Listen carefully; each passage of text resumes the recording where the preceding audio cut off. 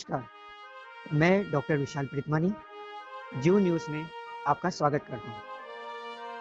आज हम बात करने जा रहे हैं कोरोना महामारी के विषय के ऊपर, जिसके लिए हमारे साथ आज उपस्थित हैं डॉक्टर सुखविंदर सिंह खेरा देहरादून से, जो खेरा हेल्थ केयर सेंटर नाम से अपना क्लिनिक चला रहे हैं देहरादून में और पेशेंट्स का इलाज करके उन्हें ठीक कर रहे हैं। तो इस विषय पे हम आज बात करने वाले हैं कि कोरोना महामारी के कारण क्या-क्या समस्याएं हमें आई है, क्या-क्या समस्याएं आगे आने वाली है और कैसे हम उन समस्याओं से अगर आगे बचना है तो उसके लिए क्या हम कर सकते हैं। तो देर करे बिना हम डॉक्टर खेरा जी का स्वागत करते हैं। नमस्कार विशाल जी। हाँ जी, नमस्कार। और आपका स्वागत है।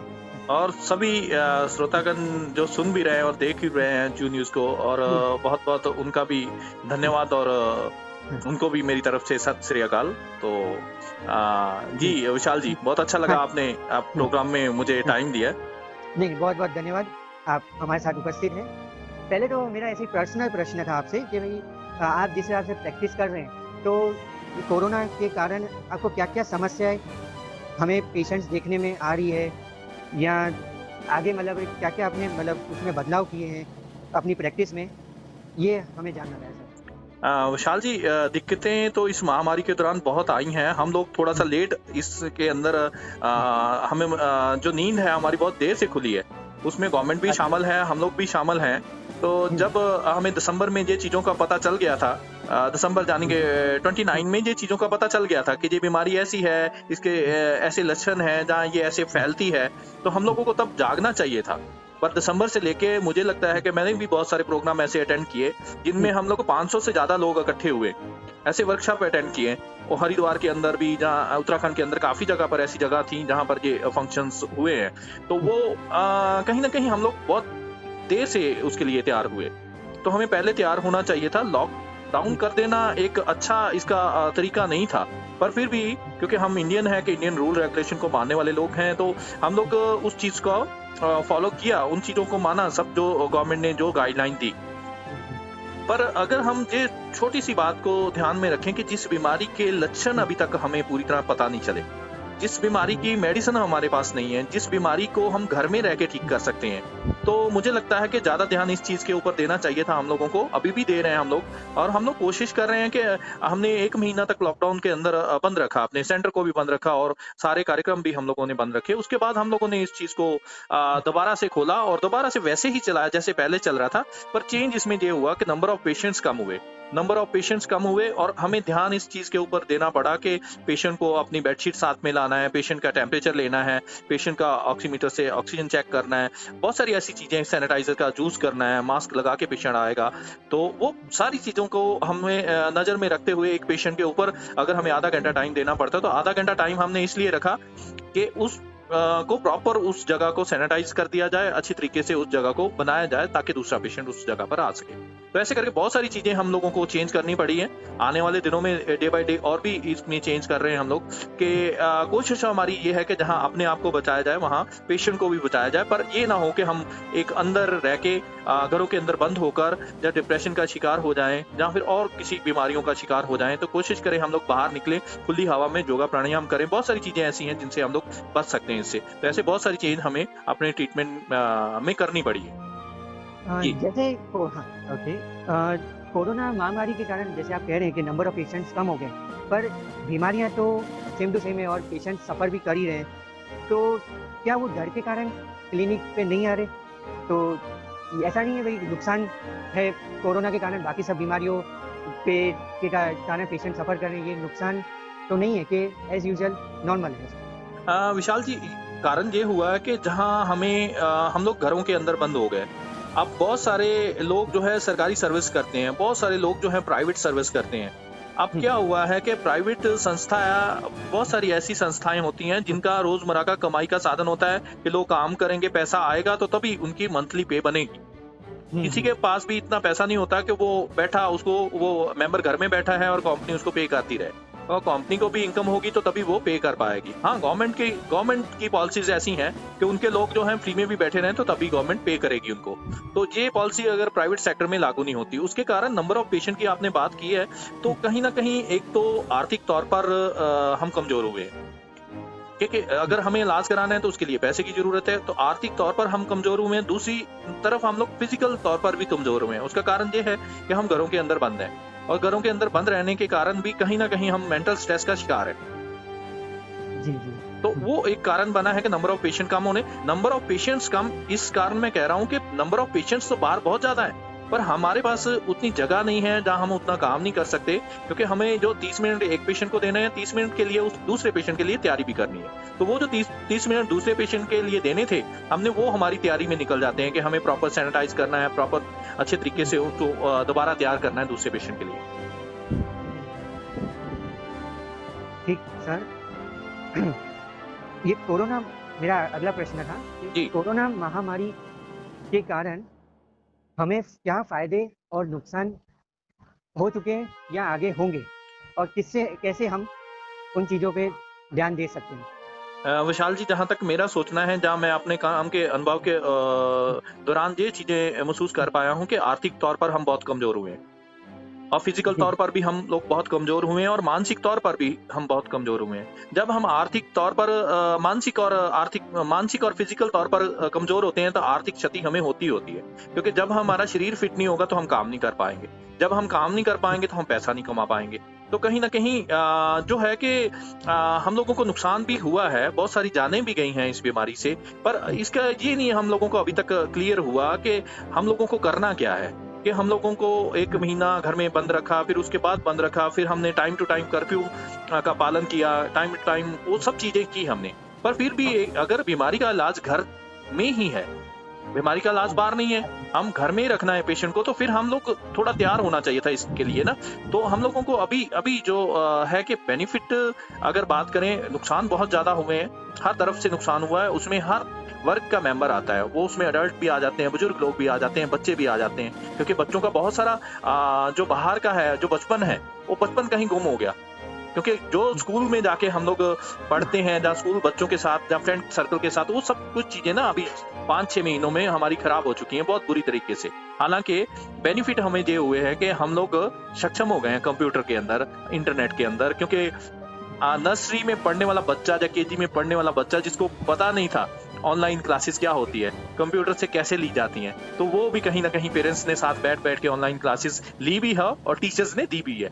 मैंने बहुत सारे साइंटिस्ट, बहुत सारे टीचर्स, बहुत सारे डॉक्टर्स को इन दिनों में पेशेंट को देखा है, तो पाया गया है कि हमारे अंदर अगर प्रतिरोधक शक्ति अच्छी है तो हम इस बीमारी का मुकाबला कर सकते हैं। तो कारण यही है कि हम लोगों को समझना है कि कैसे हम लोग इन चीजों को चेंज करें। तो बेनिफिट जो जहां तक मुझे पता लगा है कि हम टेक्नोलॉजी को यूज करने के काबिल हो गए हैं इस कोरोना काल के दौरान, जान के इस महामारी ने हमें ये चीजें सिखा दी हैं। जहां हमें नुकसान भी हुए हैं, वहां पर ये बेनिफिट जरूर हुआ है कि हर मेंबर जो है वो सक्षम हो गया, चाहे मोबाइल के अंदर है, क्योंकि बहुत ज्यादा स्क्रीन टाइम हमारा बड़ा है, चाहे वो कंप्यूटर में था, चाहे मोबाइल में था, चाहे घर में था, चाहे टीवी पर था, बहुत सारी चीजें, बहुत सारी पिक्चर्स हमने देखी हैं, बहुत सारे प्लेटफॉर्म पर जाके अलग अलग चीजों को हमने देखा है। और मुझे लगता है कि कहीं टेक्नोलॉजी में हम लोग आगे बढ़े हैं, और बाकी आर्थिक तौर पर और फिजिकल तौर और मानसिक तौर पर हम लोगों को बहुत नुकसान हुआ है, और आने वाले दिनों में ये नुकसान और आने वाले हैं, क्योंकि जो हम अगर मास्क की बात करते हैं, मास्क लगाने से हम लोग 50% खेल रहे हैं, यानी कि 50% कार्बन डाइऑक्साइड हम वापस लेके जा रहे हैं, और ऑक्सीजन जो है हम लोग जो कैरी करके अंदर ले जानी है हमें ऑक्सीजन, वो हम 50% ही लेके जा पा रहे हैं। उसका नुकसान भी आने वाले दिनों में हमें देखने को मिलेगा। और उसके साथ साथ अगर जो सैनिटाइजर हम लोग यूज कर रहे हैं, सबसे अच्छा वैसे सोप है, साबुन से हाथ धुलने बहुत अच्छे हैं, पर बार बार धुलने पड़ेंगे आपको, बार बार सफाई सबसे इसमें अहम रोल करती है। अगर सफाई आप अच्छे से रखते हैं, सैनिटाइजर जो यूज किया जाता है वो बहुत नुकसान देगा आने वाले दिनों में, क्योंकि अल्कोहल जो है, जो हवा में अल्कोहल हम लोग उसको प्रेशर करके फैलाते हैं, जहाँ प्रेशर से जब वो फैलता है अल्कोहल, तो वो कहीं ना कहीं हमारे इनहेल करता है, यानी कि हम श्वास के द्वारा शरीर के अंदर लेके जाते हैं, तो उसके असर भी आने वाले दिनों में नुकसान मिलेंगे। पर अभी तक जो नुकसान हुए हैं वो हमारे आर्थिक तौर और फिजिकल तौर, मानसिक तौर पर हुए हैं, और साथ में टेक्नोलॉजी में हम बहुत आगे बढ़े हैं, और हो सकता है कि टेक्नोलॉजी में आने वाले दिनों में और भी अच्छा हो। जी, जी। मेरा अगला प्रश्न है कि कोरोना महामारी में भ्रष्टाचार का क्या रोल रहा है? विशाल जी, जहां तक हम लोग ना 4 शब्द से बड़े जुड़े हुए हैं, तो 4 अच्छा। शब्द से अगर हम बात करें तो हमारे धर्म 4 हैं। ओके। तो फिर हमने ना सब जगह पर 4-4 जरूर लगाया है। अच्छा। हमने 4 धाम बनाए, हमने 4 धर्म बनाए, हमने फिर अचार बनाया, उसके पीछे भी 4 लगाया। फिर हमने भ्रष्टाचार, उसके पीछे भी 4 है। क्योंकि मुझे लगता है कि जो भ्रष्टाचार करते हैं वो अकेला आदमी नहीं करता, 4 मिलके करते हैं। क्योंकि अकेला आदमी नहीं कर सकता, जब 4-5 दिमाग मिलेंगे तो तभी वो भ्रष्टाचार होता है। और अब ऐसी महामारी, जिस महामारी के दौरान हम लोग ये समझ रहे हैं कि हमने एनवायरनमेंट के खिलाफ जो है भ्रष्टाचार ही किया था, एनवायरनमेंट को नुकसान पहुंचाया, हमने प्रकृति को नुकसान पहुंचाया, जिसके कारण ये किसी भी देश में पैदा हुआ वायरस या पैदा किया गया वायरस, अगर हम मानते हैं कि किसी दूसरे देश ने पैदा किया है, तो कहीं ना कहीं हम लोगों को ये है कि वो वायरस जैसा भी है आया है, पर हम लोगों ने ये मानना जरूरी होगा हम लोगों को कि प्रकृति के अंदर हमने बहुत सारी चीजें ऐसी की हैं। हमने पेड़ काटे हैं, हमने नदियों को बंद किया है, हमने पानी को रोक दिया है, हमने वाटर फिल्टर लगा के हमने पानी को वेस्ट किया है। तो बहुत सारी चीजें ऐसी की हैं, जो खिलवाड़ हमने जानवर को मारा है। तो जो खिलवाड़ हमने प्रकृति के साथ किया, तो उसी की देन कहीं ना कहीं ये वायरस हो सकता है। तो अभी ये है कि भ्रष्टाचार जो है, 4 वाले शब्द है ना, ये अभी इसमें भी वो लोगों को बीमारी का कोई डर नहीं है। उन लोगों ने कोरोना के दौरान पहनने वाली पीपीटी किट, उसमें घोटाला हुआ है। टेस्ट किट, जो टेस्ट करने के लिए जो मेथड होता है, जो स्लाइड आती है, जहाँ जो भी टेस्ट के लिए हमें मुहैया किया जाता है, ब्लड टेस्ट करने के लिए, जहाँ इसका जो भी टेस्ट कोरोना का होता है, तो उसके लिए जो चीजें आई हैं वो भी भ्रष्टाचार का शिकार हुई हैं। वो बड़े पद्धर पर हुआ है, स्टेट गवर्नमेंट में भी हुआ है, वो हमारी सेंट्रल गवर्नमेंट में भी हुआ है। जहां जहां अगर ताजी मैं बात करूं तो हमारे पंजाब के अंदर बहुत बड़े पद्धर पर सिविल सर्जन लोग शामिल हुए हैं उसमें, और लाखों के घोटाला हुआ है। अभी बता रहे हैं कि बहुत सारा करोड़ों के रूप में भी घोटाला हुआ है, पीपीटी किट में हुआ है, ऑक्सीमीटर में हुआ है। ये मैं एक राज्य की बात कर रहा हूँ। अगर मैं दूसरे राज्य में जाऊं तो जब तक ये आंकड़े सामने आएंगे तो तब भी ये इन चीजों का पता लगेगा, क्योंकि भ्रष्टाचार जो है हमारे खून में मिला हुआ है। तो ये भ्रष्टाचार का कारण कहीं ना कहीं कोरोना था। तो हम लोगों को करप्शन और कोरोना को अगर हम थोड़ा सा मेल के देखें तो शब्द एक जैसे हैं, पर अगर हम लोग इसके ऊपर जागरूक हो जाते तो बहुत अच्छी बात थी। हमें वैक्सीन बनाने की जरूरत ना पड़े, तो हम लोग अपने आयुर्वेद के प्रति जागरूक हो जाएं, प्राणायाम योगा के प्रति जागरूक हो जाएं। तो इन रीतियों को अगर छोड़ दें तो मुझे लगता है कि हम लोग इस चीज से बाहर निकल सकते हैं, अभी भी निकल सकते हैं जी। तो आपका ये कहना है कि कोरोना महामारी में भ्रष्टाचार थमा नहीं, बड़े पद्धर पर हुआ है विशाल जी। तो इस समय तो हमें साथ मिलके इससे लड़ना था, पर करप्शन हुआ ही है। हम लोग कई तरीके से लड़ रहे हैं। अब अगर छोटी सी बात की जाए तो अगर पूरे हम इंडिया की बात करते हैं तो करीब 1 लाख के करीब लोगों की जो खुदकुशी के दौरान यानी कि आत्महत्या करते हैं, तो उसमें उनकी मौत हो जाती है। तो हम क्या आज समझेंगे कि उनकी जो ऐसे ही खुदकुशी के दौरान जो मौतें हुई हैं, या एक्सीडेंट के दौरान जो मौतें हुई हैं, जहाँ अदर बीमारियां, जो दूसरी बीमारियों के कारण मौतें हुई हैं, जहाँ तो बीमारियां कम हो गई हैं, जहाँ खुदकुशी करने, आत्महत्या करने वाले लोग कम हो गए हैं, जहाँ एक्सीडेंट कम हो गए हैं, तो सिर्फ हमने एक कोविड को ही नाम दे दिया कि जो भी मौत होगी हम उसको नाम कोविड का देंगे। दूसरा, इसमें हमारे मीडिया ने भी काफी हद तक योगदान दिया। मीडिया ने इस चीज को बहुत बढ़ा चढ़ा के दिखाया, और सुबह उठते ही आपको ऐसी खबरें सुनने को मिलती है, इतने मर गए हैं, इतने जिंदा है, इतने बीमारी का। हालांकि आप अगर उसकी दर देखें, जब आप देखते हैं कि 45 लाख में से मुझे लगता है कि कम से कम मेरे 30 लाख के करीब, मैं पूरे आंकड़े तो नहीं ले पाया अभी, कि इतने जो ठीक हुए हैं लोग, अगर वो बीमारी का शिकार भी हो रहे हैं और ठीक भी हो रहे हैं, अभी तक दवाई हमारे पास, मेडिसिन कोई नहीं है, हम सिर्फ क्वारंटाइन करके उनको ठीक कर रहे हैं, तो फिर क्यों ना हम लोग ऐसे तरीके से जागरूक करते लोगों को, जहाँ ऐसे योगा प्राणायाम, जहाँ ऐसी चीजें हम करते तो जिससे ये चीजें कवर हो जाती। तो मुझे लगता है कि हम लोगों को जागने की जरूरत है। अगर जाग जाएं तो बहुत अच्छी बात है। तो मुझे लगता है कि इस बीमारी से अब निकल जाएंगे बाहर, ऐसी कोई बड़ी बात नहीं है। पर हम लोगों को फिर वही ध्यान रखना होगा कि जो सफाई, रसोई और हमारी एक्सरसाइज, एनवायरनमेंट के प्रति जागरूक अगर हो जाए तो ये सभी चीजें, अगर ये भी 4 ही हैं। अच्छा जी, हाँ जी। आपने अभी जो बातों में कहा, कोरोना महामारी में योगा और प्राणायाम या आयुर्वेद का क्या रोल है और क्या इम्पोर्टेंस है इस बीमारी में? देखिए, आने वाले दिनों में अभी विशाल जी, आने वाले दिनों में ना गाइडलाइंस नई आएंगी, और वो गाइडलाइन में ये भी आएगा, अभी ताजा गाइडलाइन अभी आई थी कि सुबह च्यवनप्राश खाना चाहिए।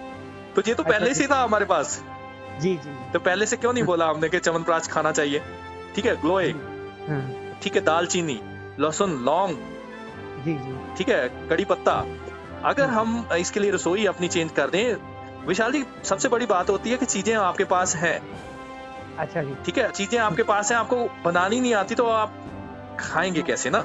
सबसे जी, बड़ी जी। बात है, छोटी सी बात कर लेता हूँ, मैं तो ज्यादा जानता नहीं, जितने दिनों मैंने इस महामारी के दौरान काम किया है, तो मैंने रोजाना लहसुन और लौंग का सेवन किया है। अच्छा अब जी। ये है कि सब लोग बोलते हैं कि हल्दी वाला दूध पीना चाहिए, सबको पता है हल्दी वाला दूध पीना, अरे पीना कैसे चाहिए? हल्दी वाला दूध बनता कैसे? उसको गोल्डन मिल्क बोलते हैं। अगर हल्दी वाला दूध आपको पीना है तो आपको दूध गर्म करना है, हल्दी डालनी है, थोड़ी सी काली मिर्च डालनी है, गुड़ शक्कर डालनी है, और फिर ये पिएंगे ना, फिर प्रतिरोधक शक्ति बनेगी। अगर आप दूध में हल्दी डाल डाल के पी रहे हैं, ऊपर से चीनी डाल देते हैं, आप फिर बात वहीं आ गई। हम बात कोविड की कर रहे हैं और चीनी जी, जी। हमारे किचन के अंदर है। जी, जी। वायरस वायरस बोलते हैं ये भी चीनी है, अच्छा, सही बात हमारे है। किचन के अंदर भी चीनी है, हमारे बॉर्डर पर भी जी। चीनी है।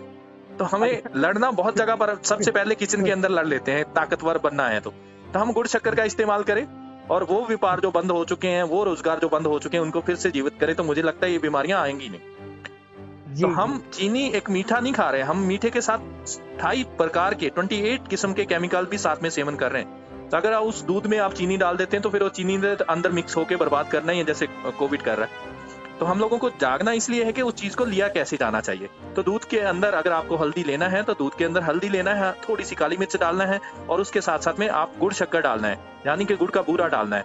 तो अगर ये लेंगे तो फिर देखिए कोविड तो कहीं आपके घर के आसपास भी नहीं दिखाई देगा। साथ में एक चीज और करनी है, नन्हे पेट आपको क्या करना है, रात को लहसुन को भिगो के रखना है, गट्टी को खोलना है, लहसुन को उसको भिगो देना है, और भिगोने के बाद सुबह 2 कलियां उसकी आपको छिलका उतार के और ब्रीक ब्रीक काट कर प्लेट के अंदर रख देनी है। विशाल जी, 5 से 7 मिनट जब प्लेट के अंदर ये कटा हुआ लहसुन रहता है, उसके अंदर ऐसे देवीय गुण पैदा हो जाते हैं कि आप सोच भी नहीं सकते, ना ही साइंस इसको कुछ सिद्ध कर सकती है।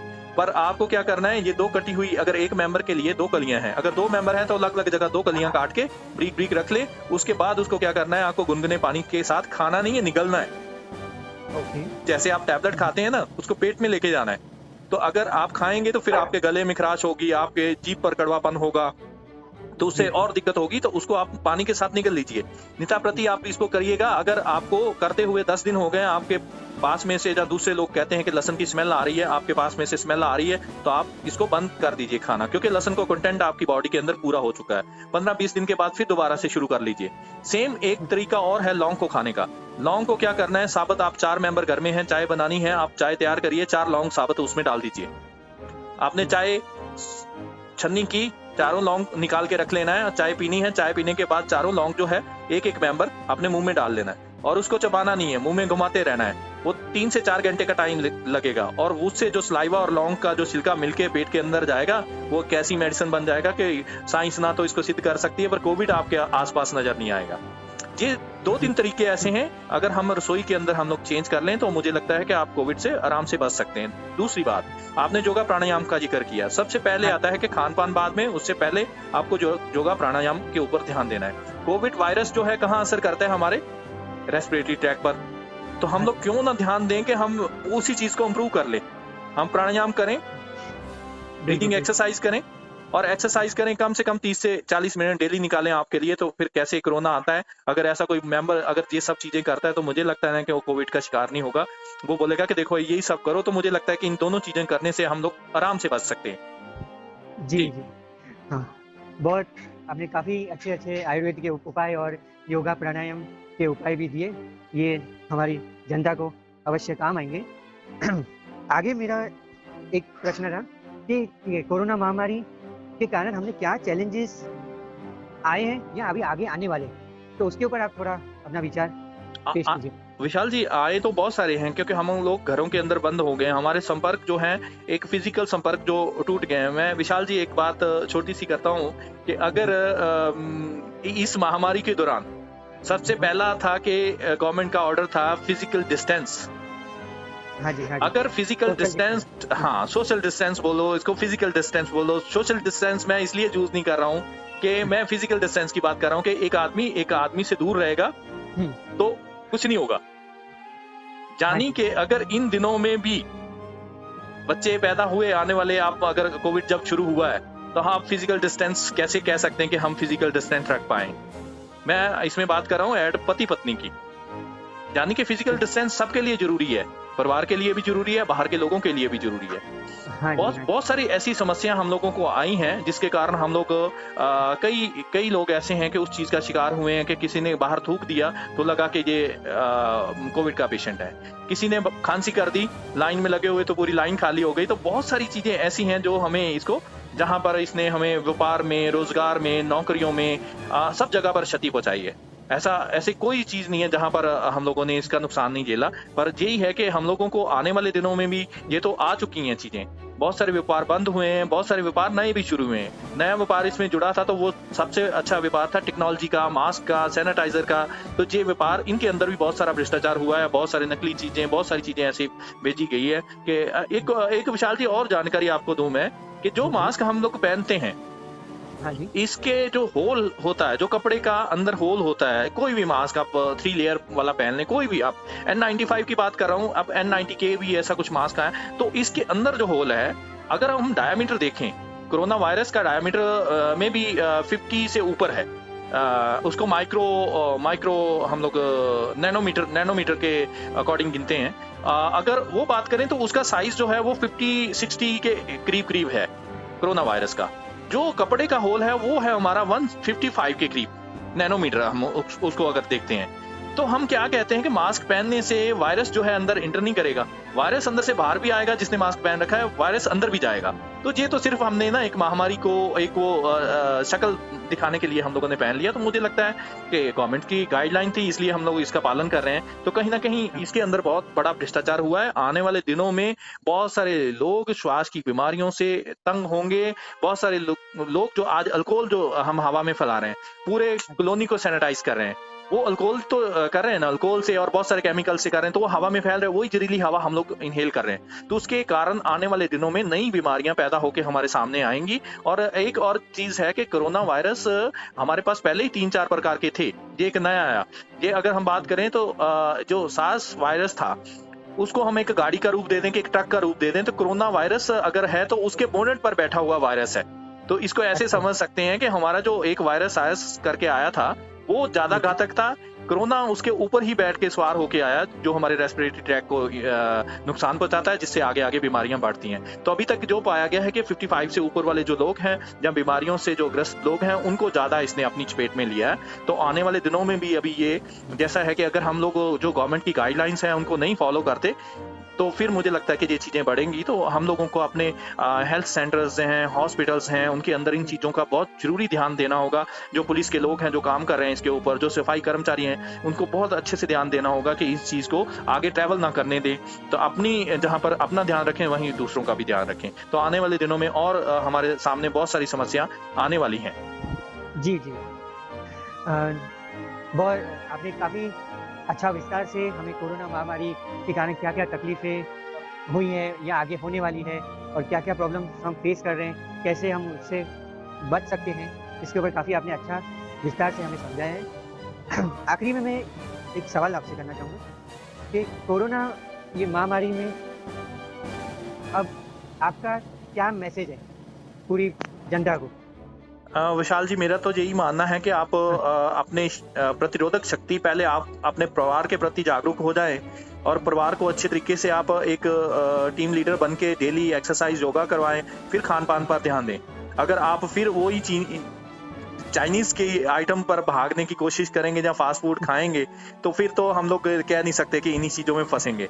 वो चाहे आज हम लोग देश के अंदर उस वायरस से लड़ रहे हैं, चाहे हम बॉर्डर पर, चीन के बॉर्डर पर चाइनीज फौज से लड़ रहे हैं, चाहे हम किचन के अंदर अपनी चीनी से पैदा हुई बीमारियों से लड़ रहे हैं। तो हमें कोशिश करनी है कि इन चीजों से थोड़ा सा दूर हो जाएं, यानी कि अपनी किचन को चेंज कर लें। अगर किचन को चेंज कर लेंगे, अपने खान पान को चेंज कर लेंगे, एक्सरसाइज अच्छी होगी, सफाई सबसे जरूरी है। सफाई, और अगर सफाई अच्छी होगी और सैनिटाइजर आप छोड़ के आप साबुन से अच्छे से हाथ धुलने की आदत अपने आप को भी डालिए और बच्चों को भी डालिए। घर में तो कम से कम कर सकते हैं, बाहर आप सैनिटाइजर लेके जाइए, कोई बात नहीं, सबके लिए जरूरी है, मास्क जरूरी है। जो गवर्नमेंट की गाइडलाइंस हैं उनको फॉलो करना जरूरी है, पर गवर्नमेंट को भी ये सोचना होगा कि अगर उसके अंदर ही भ्रष्टाचार है तो उससे हम कितने ही मतलब सेफ हैं, बच नहीं पाएंगे उन चीज़ों से। तो कोशिश ये होनी चाहिए कि गवर्नमेंट ने जो भी हमें गाइडलाइंस दी हैं वो हेल्थ मिनिस्ट्री ने दी है या स्टेट मिनिस्ट्री ने दी है, उनको हमें जरूर फॉलो करना है। और आने वाले दिनों में हम लोग देखेंगे कि क्या क्या समस्या आती है, उनसे भी लड़ेंगे, क्योंकि हमारा तो काम ही लड़ना है। और